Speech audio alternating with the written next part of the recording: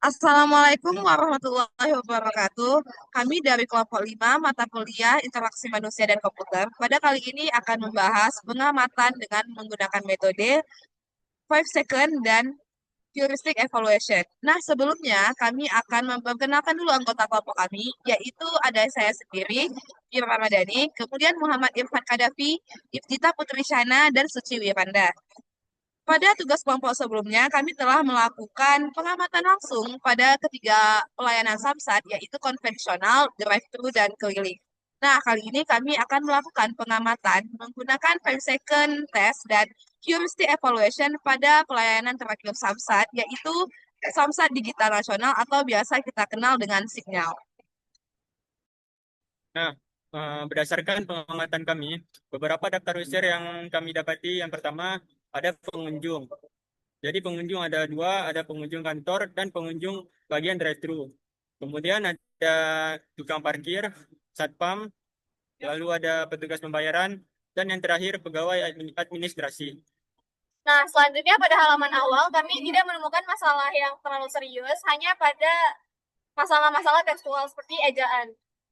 Nah, pada halaman pendaftaran akun kami menganggap bahwa alur pendaftarannya ini agak kurang. Nah, menurut kami dibandingkan dimulai dari daftar akun, halaman verifikasi KTP, verifikasi wajah, lalu verifikasi OTP, sebaiknya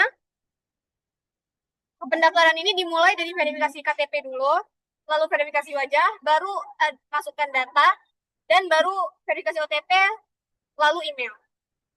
Oke, baik. Pada halaman layanan Samsat, yaitu pertama ketika pengguna memasuki halaman Signal, yaitu halaman beranda, halaman depan, ada baiknya pengguna diberikan tutorial terlebih dahulu, yaitu merupakan fitur Poshmark, yang mana nantinya ada overlay yang memberikan tutorial-tutorial dari berbagai layanan Signal.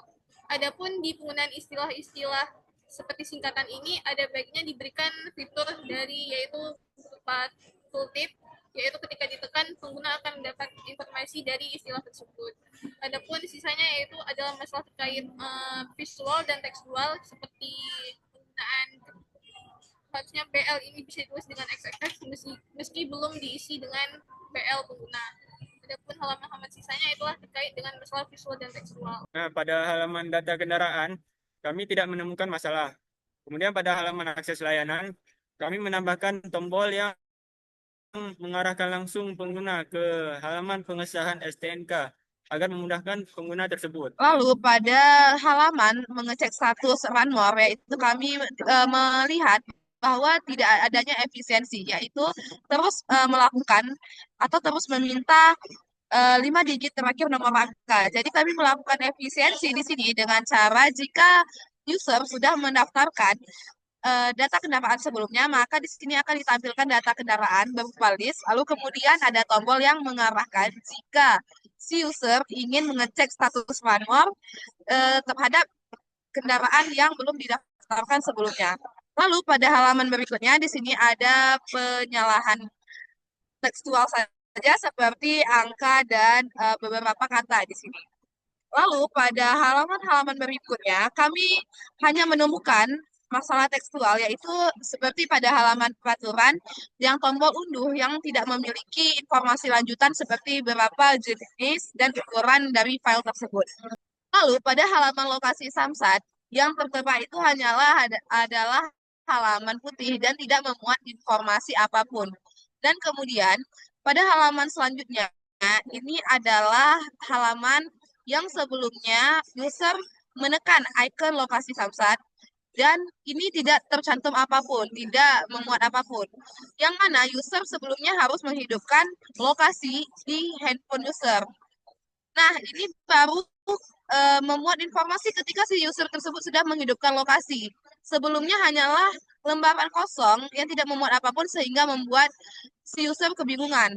Lalu kepada halaman FAQ di sini kami membuat pengelompokan pertanyaan agar kami membuat juga simplifikasi.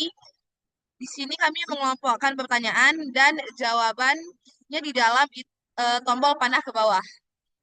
Nah, kemudian pada halaman notifikasi ini, kami mendapati masalah yang melanggar prinsip simplify, yaitu seharusnya tidak menampilkan isi dari berita tersebut, hanya menampilkan judul atau headline dari beritanya saja.